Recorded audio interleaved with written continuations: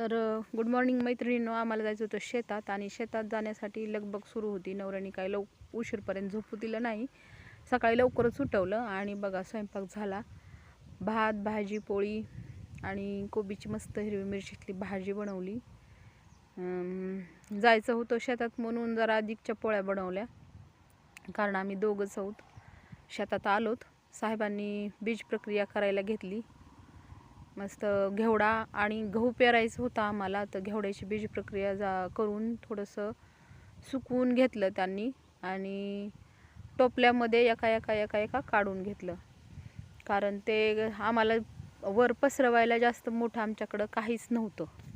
हे होतं ते बीज प्रक्रियेचं औषध आणि NPK पेरला होता. हे पोरं आले आणि पोरं आल्यानंतर मग बघा पेरणीची लगबग सुरू झाली आणि ह्या पोरांची व्हिडिओ शूट करण्याची घाई ती सगळी एकच होती.